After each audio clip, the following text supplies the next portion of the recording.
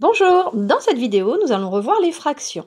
Vous avez déjà étudié les fractions au cycle 3 et en sixième, on revoit cette notion de fraction. Le mot fraction est de la même famille que le verbe fractionner. Et fractionner, cela signifie partager, diviser. Donc, une fraction a cette notion de partage, de division.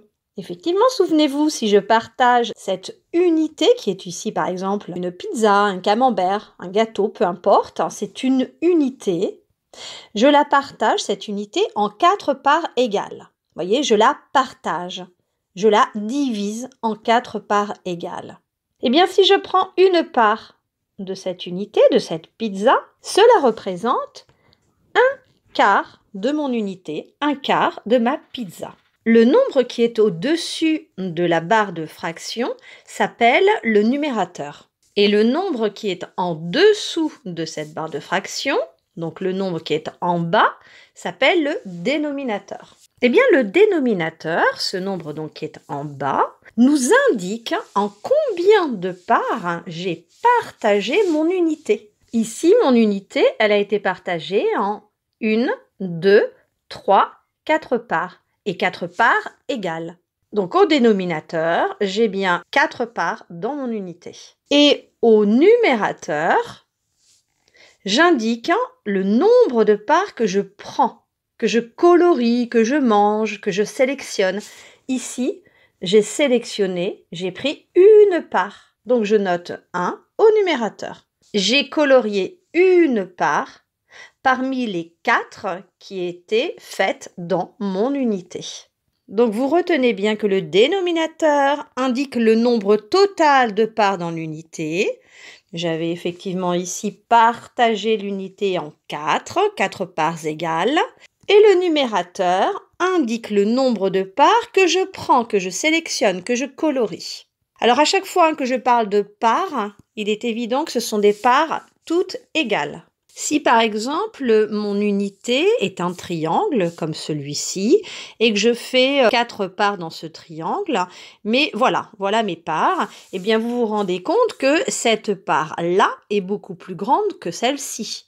Donc si je prends une part, par exemple celle-là, cette partie rouge coloriée ne représente pas un quart de mon triangle puisque les parts ne sont pas toutes égales. Vous avez ici différentes représentations de fractions. L'important, c'est que l'unité soit partagée en parts égales. Dans chacune des représentations, j'ai partagé l'unité en 3 parts égales et je colorie, je prends finalement, je sélectionne une part parmi les 3 parts. Donc ici, j'ai bien un tiers de mon unité. Pour la deuxième figure, c'est la même chose. J'ai représenté un tiers de mon unité. Ici également, j'ai sélectionné un tiers de l'unité. Et pour la demi-droite graduée, regardez, j'ai 0 ici et 1 ici. L'unité est bien partagée en 3 parts égales, une part, une deuxième part, une troisième part.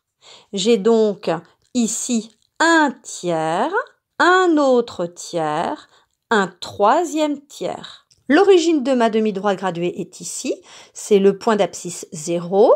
L'abscisse de ma première graduation ici sera donc égale à 1 tiers.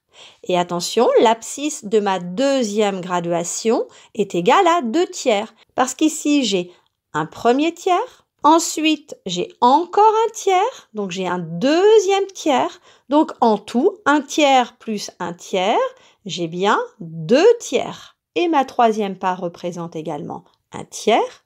Donc l'abscisse ici est égale à 3 fois un tiers, c'est-à-dire 3 tiers. 1, 2, 3 tiers. Et 3 tiers est égal à une unité. Puisqu'effectivement, si je partage en 3 et que je prends les 3, eh bien je prends la totalité. Je prends donc mon unité.